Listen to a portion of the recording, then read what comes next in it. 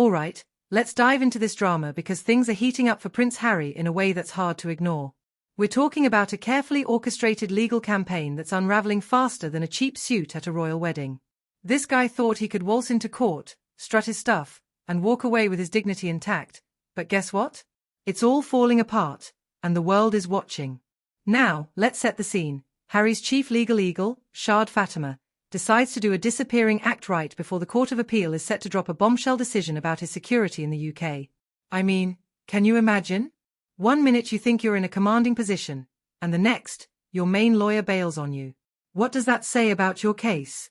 It's like showing up to a gunfight with a butter knife, totally unprepared. And let's not sugarcoat this. Harry is in full-on panic mode. Reports are flying around about him making frantic calls to his legal team, and insiders say he's not exactly winning any awards for his charming demeanor. Frustration? More like a royal tantrum. He's throwing around accusations, pointing fingers, and it's clear that the wheels are coming off this whole legal charade. Now, why did Fatima decide to skip this crucial moment? It's not just a casual choice, it's a massive statement. In the legal world, not showing up is akin to saying, "I've lost faith in this case." A source close to the situation spilled the tea, revealing that Fatima was fed up with Harry's unpredictable antics and his personal drama wreaking havoc on their legal strategy. This was supposed to be about the law, not Harry's personal vendettas. But guess what?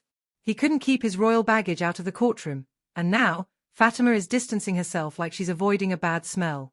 Let's talk about the stakes here. This case revolves around the UK government's decision to cut Harry off from his taxpayer-funded security. And it's not just about feeling safe. It's about proving that he's got legitimate threats that warrant a full restoration of those security measures. In April, Fatima made a passionate argument about Harry being at risk from extremist groups and issues with paparazzi. But here's the kicker. Her tone was clinical, almost robotic. It felt more like a procedural checklist than a heartfelt plea for justice. And the collapse of this case isn't just a rumor. It's backed by some pretty juicy leaks. Memos from chambers tied to Blackstone, where Fatima practices, indicate that some junior barristers are questioning whether this appeal is even worth pursuing. They're raising red flags about the government's strong stance and the skyrocketing legal costs. One memo even described Harry as disengaged, focusing more on his emotional grievances than the actual legal points. Talk about a recipe for disaster. And what's the mood like back at the palace? Well, let's just say it's not exactly a royal celebration. While palace insiders are keeping their lips zipped officially, they're throwing shade at Harry's attempts to secure public funding for his security while simultaneously trashing the very institutions he's asking for help. A senior former aide to the late Queen reportedly said it best, "It's absurd to attack a system and then ask it for protection." You can practically hear the eye rolls from Buckingham Palace. Now, let's get to the verdict itself, which is set to drop at 2 p.m. tomorrow at the Royal Courts of Justice. All signs point to the court siding with the government, which would mean Harry suffering yet another major legal blow in less than a year. And with Fatima MIA, this isn't just a legal proceeding. It's turning into a public spectacle, a farcical embarrassment that nobody in the royal family wants to be associated with.